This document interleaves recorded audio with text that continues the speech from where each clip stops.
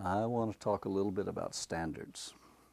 I was at Texas Instruments in the late 70s when we still had a 5-year plan, and we wanted to develop the personal computer of the 80s. Man, we were really excited.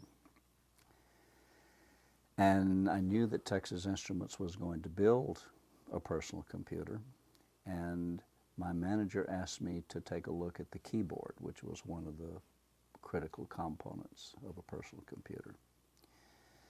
And what I discovered was that the keyboard that was just assumed that we were going to use was the IBM Selectric keyboard, which was called the QWERTY keyboard. I read a little bit about the QWERTY keyboard. It's called the QWERTY keyboard because the top row of keys is QWERTY.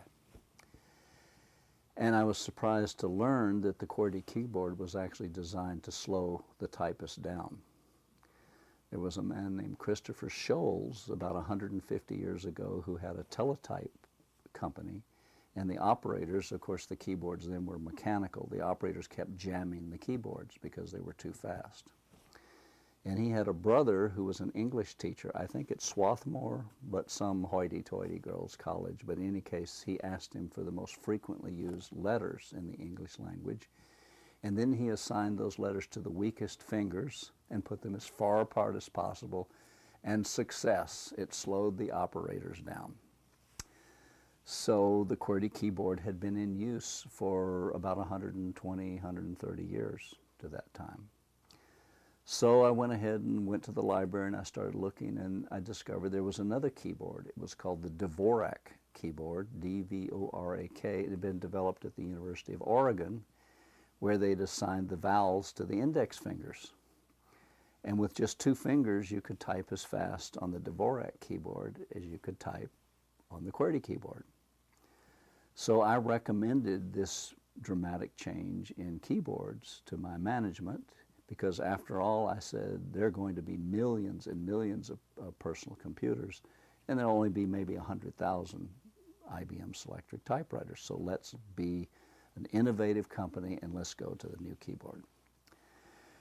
My boss was not cooperative at all. He said, Truman, read my lips, IBM. It's IBM. We're going to use the IBM keyboard. Well, I wouldn't take no for an answer, and I talked to his boss, and again, I got the same answer.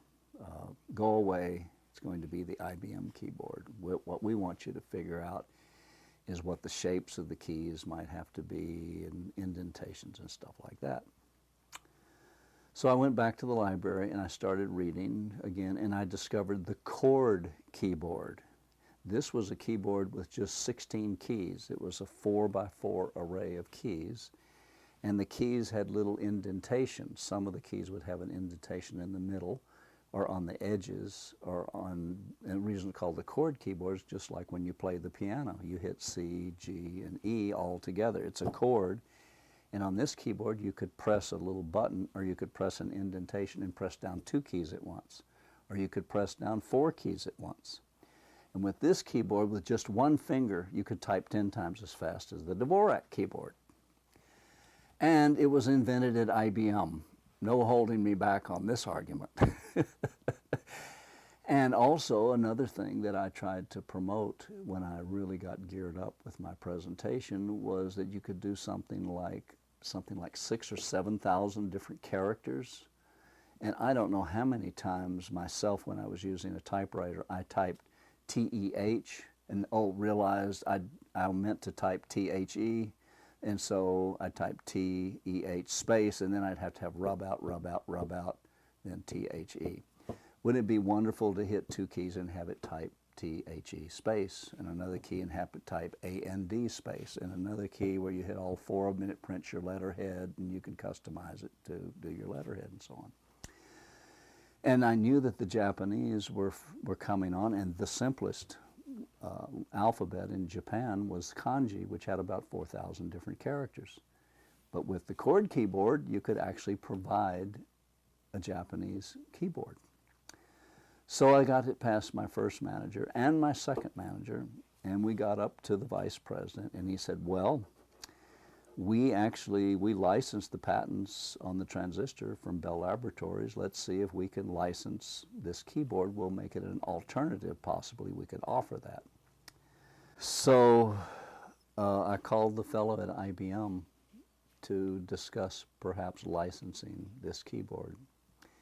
He was the most depressed person I've ever talked to. He said, "Truman, not in your lifetime or in mine are we going to see anything other than the QWERTY keyboard. You're just going to have to deal with it. My management won't talk to me either." So we didn't end up doing the QWERTY keyboard, although I know it's used now, particularly with handicapped children and other kinds of keyboard. There's not a standard QWERTY keyboard as far as that I'm aware. That was pretty disappointing. However, I discovered that the keyboard wasn't just the only standard that we're still using 150 years later to slow down the operators. There are many other standards that we're stuck with. Another standard which we're aware of course, is our electricity in our house. It's 115 volts, 60 cycles. In the early 1900s, there was a big fight between Thomas Edison and a guy named Tesla about whether we should have alternating current or whether we should have DC current to deliver power. And the decision actually was made by General Sarnoff of RCA, who had contacts in the government. He actually convinced Congress to pass a law requiring 60 cycles, an alternating current. So here we are today with trillions of dollars invested in 115 volts and 60 cycles, and we use a bunch of transformers to drop it down to 5 volts DC so we could operate our cell phones and recharge our batteries, and we're all using DC now instead of 115 volts, 60 cycles for most of our applications. Another problem which was totally unforeseen is that 60 cycles is exactly the wrong frequency for humans. The brain and the heart are both electromechanical, and they do not like 60 cycles. In other countries where they use different frequencies, you can take something up to 200 or 300 volts without shocking yourself at that particular frequency, whereas in the United States, a child sticking a hairpin in a light socket, it'll put the heart into fibrillation. And of course, people would stand around. I remember my dad talking about people just standing around looking at the child on the ground. His heart was in fibrillation, and they thought he'd been electrocuted, when in fact he hadn't been electrocuted. Somebody just needed to grab him and move his arms around or pound his chest and get his heart out of fibrillation. 60 cycles is the wrong frequency, but we're stuck with it. I don't see any change other than buying all of these transformers to convert it to 5 volts DC. Another one, which is really funny, I think, is our railroads. Our railroad tracks are 4 feet, 8.5 inches apart. That's a pretty strange number. 4 feet, 8.5. What about 5 feet? What about 4 feet? What about some meters or something? As it turns out, the railroads were built in the United States by Europeans who had come from Europe, and the railroad tracks in Europe were 4 feet, 8.5 inches. Why was that the case? Well, before the railroads, there were these horse-drawn carriages, and the tracks, the wheels were 4 feet, 8.5 inches apart, and so they dug these ruts into the roads. So if you had, say, axles on 5 feet or 4.5 feet, one of the wheels would get stuck in a rut and the other wheel would pop off. So they were required to be 4 feet, 8.5 inches apart. And why was that the case? Why were the tractors and all of the pulleys and so on designed with axles 4 feet, 8.5 inches apart? Because when the Romans conquered northern Europe, their horse carriages had the wheels with axles 4 feet, 8.5 inches apart. And the reason they were 4 feet, 8.5 inches apart, because that's the width of two horses' rear ends. Now, arguably, the most advanced transportation we've ever envisioned was sending a man to the moon. And the rockets were manufactured in northwestern United States and had to be sent by rail to Cape Canaveral, or now it's Cape Kennedy, but And because the railroad tracks were only 4 feet, 8.5 inches long, the rockets had to be designed not for optimal, but to fit on a railroad car to be going through the tunnels on railroad tracks to get to Cape Canaveral. So the most advanced travel of mankind so far was determined by the width of two horses' rear ends. Another standard that I love, and that's people don't realize that Eisenhower was an English major. He was an English major at West Point. And when he became president of the United States, he wrote letters to Congress by hand. In fact, he wrote all of his books by hand. He never had a ghostwriter. And if you get a letter from the President of the United States in his own handwriting, suitable for framing, imagine what those are worth on eBay today, you actually read the letter. And Eisenhower was convinced that the evil Russians were going to find out where our nuclear weapons were. So he envisioned the interstate highway system would provide the transportation route so we could move our nuclear weapons from Chicago to Cedar Rapids or where Des Moines, Iowa, or whatever, so fast the evil Ruskies would never find them. The unintended consequences, which Eisenhower never envisions, was he created the motel business. He created the fast food business.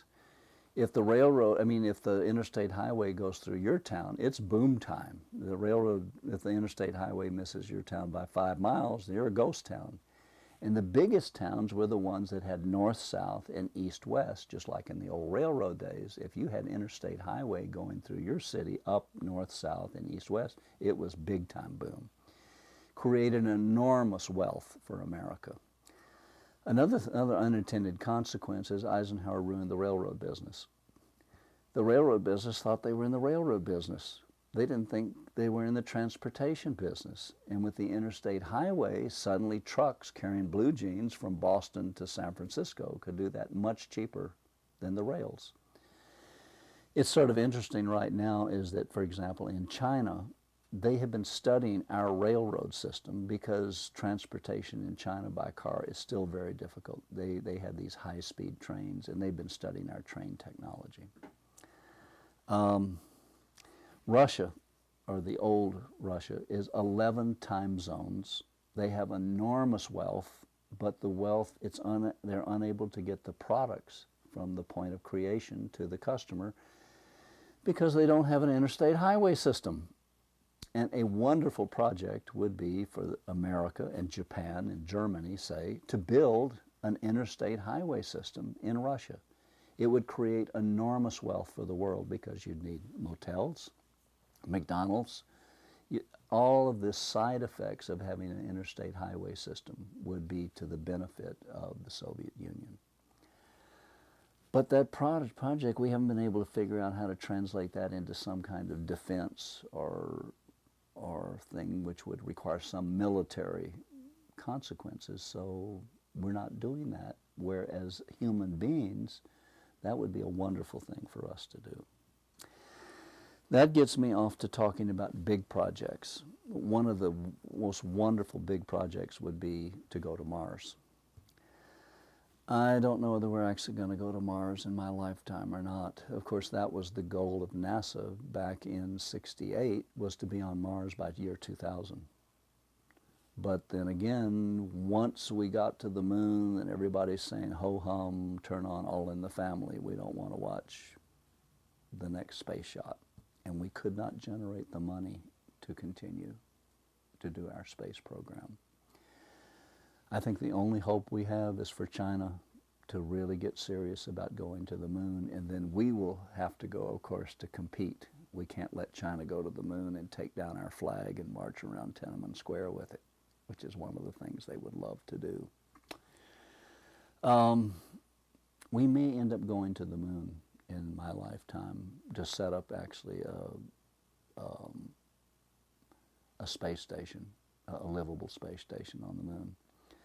Of course, there are a lot of reasonable objections. One capable scientist has said, well, how about Antarctica? Well, why don't we go to Antarctica? It says Antarctica is paradise compared to the moon, and nobody wants to go to Antarctica. What is it about going to the moon versus going to Antarctica that we can't generate any enthusiasm at all. Another big project is, and this is another $1 trillion project that would take 10 years, and that's to build a tunnel from Alaska to Russia. This would be across the Bering Strait. I've forgotten how many miles it is, but it's probably less than 50 miles. It's above the Arctic Circle. It's in a very seismically active area. It would require a tremendous engineering project, but it will hook up all the continents, except for Australia. We'd be able to get in our SUV in Dallas and drive to Paris. Wouldn't that be cool? Or drive to London, or drive to Cairo. We would actually connect up the world. When I suggested this as a project to my science class, all I got was, well, we don't want the Russians coming over here. And my reaction was, look out the window at DFW Airport. The Russians are here. They're coming every hour on the hour with goods and services. The Chinese are coming. All those warehouses, we're just a way station for goods coming from Asia, from Europe, from South America, from Canada. They're all brought to the warehouses here in Dallas because DFW is one of the crossroads for America in the air business. And then those goods go out to Cincinnati and Detroit and Kansas City and whatever. Again, a tunnel between Alaska and Russia, which would generate enormous wealth. There doesn't seem to be a military objective which could actually get things rolling. Scientists as a group have had a really bad time lobbying for they're one of the worst at lobbying for projects that would actually benefit humanity. The Hubble Telescope was an interesting one. There was a scientist named Freeman Dyson at Princeton, a wonderful man, who said, why do we want to build, it was great, why do you want to spend $8 billion to send a telescope based on the technology of Galileo, which is over 300 years old? Why not instead, for much less money, we could have a satellite orbiting the moon and a satellite orbiting the Earth and use those two satellites to phase lag, which would give us a capability 10,000 times larger than the Hubble Telescope. Oh, and it only costs $100 million to do that. In almost every space project, there's something that comes up that nobody anticipated. So we're going to have some failures, but at $100 million, we could do it again, and we'd get it right on the third or fourth time. Sending an $8 billion Hubble telescope up there is a huge risk. Well, in fact, what happened, and I was at Cornell at the time when the Hubble was sent up, a lot of talented engineers and scientists who designed the Hubble telescope forgot that they were designing it on Earth under the Earth's gravity. And as soon as it got into orbit, the mirror relaxed with zero gravity and the Hubble telescope's out of focus. What? Well, we had to spend another $1 billion to send astronauts up to the Hubble telescope to put in new lenses and so on. Of course, the Hubble telescope has been a fabulous tool and has really changed our view of space and time. But again, we're unable to do things for $100 million because Congress, it's not enough money. There has to be something for every congressional district. That really came home when I went to the Federal Computer Conference. This would be right after the Berlin Wall fell down. So it'd be early 90s. And normally you learn a lot more outside in the hall talking to people than you do listening to talks. But I was looking at the schedule of talks, and one of the talks was titled, "What do we do about our nuclear power plants? What do we do about our nuclear bomb manufacturing?" So I decided to go to that one. And the speaker got up and he said, well, how many nuclear submarines do we need now that the Berlin Wall's come down? And he held up his fingers to indicate 0. How many tens of nuclear weapons a week do we need to be building? And he held up again 0. And he said, well, we said, how many plants do we have in America that are actually building nuclear plants and nuclear weapons? And I'm thinking, well, Oak Ridge, Lincoln Labs, maybe Los Alamos is still in business, Lawrence Livermore, but I'm having trouble after naming 4 or 5 to myself.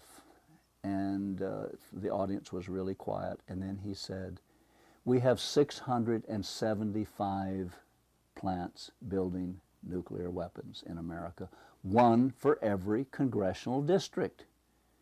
Says the only way we can get it funded is for every congressman to have a share of the pie, so there will be employees, also known as voters, that are being paid to build nuclear weapons in his congressional district. Says Congress won't do anything unless there's something for everybody. That was very depressing to learn that. He also, another really depressing thing, he said we're going to have to lay off about 40,000 scientists and engineers, mathematicians, physicists, chemists, electrical engineers, material, because we do not need to continue to be building tens of nuclear weapons a week. In fact, at one time I heard we had built 70,000 nuclear weapons in 1 year to combat what we interpreted the Soviets were going to build. And he says those people are going to have trouble finding jobs. And boy, did they ever, because a lot of them, well, many of them actually went into the financial markets. But it's pushing numbers, but that's not really as much fun as designing a nuclear weapon and working on something that really is the state-of-the-art technology. We currently have maybe, I'm just guessing right now in this country, maybe 250,000 scientists that are not gainfully employed. That have been, I mean, I'm talking about people at the Ph.D. level in physics, chemistry, mathematics, engineering, that have had to find other jobs, and I'm not saying some of those jobs weren't as satisfying, but we have a lot of underemployed scientists and engineers.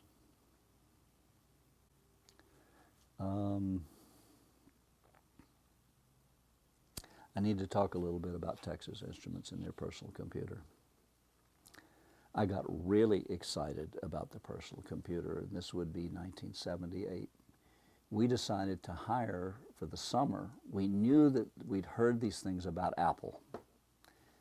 And Apple had Apple II, and also Radio Shack had this TRS-80. And we knew we had thousands of talented people that could just run rings around those two companies. And so we were going to build our own personal computer. And it was a secret project for a while. It was started in Lubbock. The manufacturing was started in Lubbock. And one of the things we heard, that instead of using an 8-bit processor, the Intel 6502 processor was being used in the Apple II computer, and a Motorola chip, I've forgotten what it was called, was being used in the TRS-80 calculator, computer. We had a 16-bit military checked out chip that we were going to use in what was called the 99-4. I'm not sure where that name came from, although later we all had badges we were wearing saying, I did not work on the 99-4. And of course, management didn't understand the personal computer business. I mean, our management, even though they were very talented engineers, were men in their 50s and 60s. And the reaction we got from most of them, well, it's the girls that do the typing around here. No real man would actually want to type. And of course, my mother made me take touch typing when I was in junior high. So I had a real advantage over a lot of TI engineers because I could go to the card punch machine and type up my programs. So the standard mode of operation was to fill out a Fortran form using the math of Fortran and then hand it to a secretary who would go punch the cards. And then once the cards were punched, a deck had to be, some cards had to be put on the front and the back so it would run in the computer. and it was loaded into a suitcase. And once a day, the suitcase would be picked up and taken over to the fabulous computer, the multi-million-dollar computer where every precious millisecond had to be conserved and run through the system. And the next day, the suitcase would come back with your deck of cards and surrounded by a printout, which sometimes said syntax error on every page. So it was important to actually desk check your program before you submitted it. And I had a real advantage because I would just go into the card punch, which was next door to my office, and I would type up 5 or 6 programs, hoping that one of them would work, and usually more than 2 or 3 of them would work. So I was getting very rapid turnaround. Well, that summer, we started thinking about this personal computer, and we'd heard about the Apple II and the TRS-80, and so we hired some students as summer students from MIT and Carnegie Mellon, really bright kids who were graduate students. And these summer students were excited to come to Texas Instruments because they thought that we had the key to making memory extremely cheap and the processor very fast, so they could achieve their goals in artificial intelligence, to actually make the computer as human-like as possible. And of course, they knew a lot more than we did about the computer, and they sort of viewed us with some disdain because we were still using this old, they called it the brain-damaged IBM mainframe. And we had something called a DEC 2060. Digital Equipment Corporation was a company that had spun off from IBM to do a mainframe which was time-sharing rather than batch mode. So you could actually have intelligent terminals that you would type on and send programs to the DEC 2060. So we were all excited. We had our own terminal on our desk, and we're typing away and having fun and sending communications back and forth to each other. And one night I got together with a student from MIT who was, he had gotten in real trouble because he had had the audacity to have the phone company come in and hook up his computer by phone so that he could talk to another computer. And of course, he didn't go through any of the proper procedures to fill out the forms and get the okay. Nobody, and they, of course, when utilities discovered that there was actually a phone that had been installed without their permission, they got really riled up. But he had managed to talk his boss into why the phone was something that he needed. And he was communicating by modem, this modular coding, decoding with a computer at MIT. And so I got together with him, this would be about 2 o'clock in the morning, and I said, try to show me what actually you're so excited about in doing. And he says, well, you get up to the keyboard. I'm going to let you type. It's no good if I just type and you watch me, but I'll tell you what to type. It says, type login, and so I typed login, and he says, now you're connected to this computer at MIT. I said, what? What do you mean? He says, MIT is in Boston, right? He says, yeah, it's in Boston, and you're now hooked up to that computer. And all the faculty and so on and the students there, they're all on that computer. In fact, hit this, and so I hit this, and I saw the list of all the people that were currently on the committee. Marvin Minsky? Marvin Minsky's, he's a pretty famous guy. I said, yeah. And I said, well, actually, let's read Marvin's mail. I said, what do you mean, read his mail? He says, well, on IBM, everything's available. In fact, the operating system was called the ITS, Incompatible Time Sharing System. MIT students had just made everything available. And then he says, well, let's go to Marvin's email. We'll read his email. And I said, well, wait a minute. This is an email from Marvin to somebody at Stanford. Well, they're writing a paper together. He says, what? You mean? He says, oh, yeah, Truman, he can write a few paragraphs and send it to Stanford. They write a few paragraphs, and they're composing this paper together. They're actually cooperating via the computer. This is unbelievable. I had no idea anything like this was happening. I suddenly realized that scientists could cooperate and communicate with each other via this computer, using this very powerful computer to manage all of their text. And so I was determined to get involved in computer science and really understand what was going on. And I was in a great position because I was a senior scientist at the time at Texas Instruments, and top management definitely wanted somebody that they could trust to actually get involved in this, to tell them whether it was really worth spending any money on it or not. And very shortly, within months, I'm telling them this is the most exciting thing that has ever happened in my lifetime. The personal computer is going to be, hundreds of millions of people are going to have access to a computer. And of course, most of the senior engineers, their idea was, well, computers are used by strong technical people to make some serious mathematical calculations. The idea that the computer would be used for writing text, the idea today, well, you look today, you see $1,000 computers. You'll walk into a room and you'll see 100 computers, personal computers, that each cost well over $1,000 a piece, sitting idle 23 hours a day, instead of people lined up in the mainframe to conserve every precious millisecond of this fabulous $5 million IBM computer. The revolution has happened and still is happening. Well, meanwhile, TI has decided to pursue the 99.4, which was going to use this fabulous 16-bit processor. And Apple got wind of this, and they were pretty terrified because, after all, Apple was just a small startup company, and TI had thousands of capable engineers. They had all of this technology. We were just going to run rings around them. However, management still didn't understand the personal computer. They knew about Pong. They knew about the Pong game. And also, we weren't going to let anybody have access to our proprietary technology. So we developed our personal computer in this steel case, which nobody could get into. And in fact, to actually program our computer, you had to buy a $30,000 machine called the G machine to write code for the TI 99.4. And we had some prepared programs that we would sell that you could plug in. One of them was to play Pong. I brought one of these computers home, and my daughter, Lydia, quickly crashed the system by hitting Shift Q. Later, we had little badges saying, Shift Q to you, buddy. It erased everything on the computer. It was a serious bug.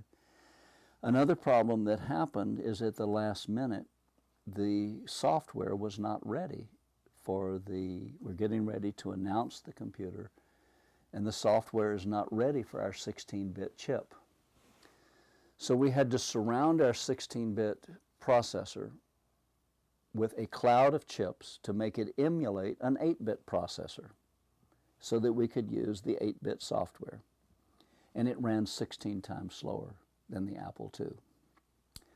Nevertheless, we went ahead and announced the 99.4 in Chicago, and of course Steve Jobs was there, sweating bullets. After he saw the 99.4 the next day, he handed out thousands of 8.5 by 11 pieces of paper with big letters saying, "Thank you, Texas Instruments." He realized we did not understand what business we were in. The wonderful thing about the Apple II was you could take the top off of it, and it had a very robust power supply. So you could plug in different cards to do different things, whether it was a modem card or a number processing card or a speech card. And you would go to a computer show, and Apple wouldn't even be there, but everybody had an Apple II because they could show off the latest card that they developed by just plugging it into the Apple. That was not the case with the TI 99.4, which ended up being, I think, a $600 million write-off. There was another keyboard problem, too. TI management had decided to buy these keyboards for $5 a piece. They bought over 1 million of them. And this keyboard was not even an IBM Selectric keyboard. It just had A, B, C, D running across the top of it. So one finger, with one finger, you could type about 10 times slower than you could type on a typist could not use our keyboard. We also shipped the first, I think we shipped the first 500 or 600 of them without a power cable. So you couldn't plug it in. You had to then call TI And of course, TI had this reputation of being this super company, and so we're getting checks for $3,500 for the 99.4, and we'd ship the computer, and they couldn't plug it in. Another thing we did, which was total disaster, is we did not understand commercial markets. Our customer up until that time had always been the government, and the government always wanted performance. It could care less what the price was. So it was like playing for the Yankees. We're competing against McDonnell Douglas and Boeing, but if we can get the best, the government will buy that, and we were very successful doing that. We had a number of vendors that we contracted to distribute these computers. But of course, TI was in the business of lowering the price. To capture market, we would lower the price. And one of the vendors that took, I think, over 10,000 99.4s, before the 99.4s even reached their warehouse, we had already reduced the price below what we'd sold them to them for. So they were not very happy with us at all. We did not understand the consumer markets. And so the 99.4 ended up being a total disaster, and a total write-off of about $600 million, as I remember, is what it cost. And Lubbock was shut down as a personal computer plant.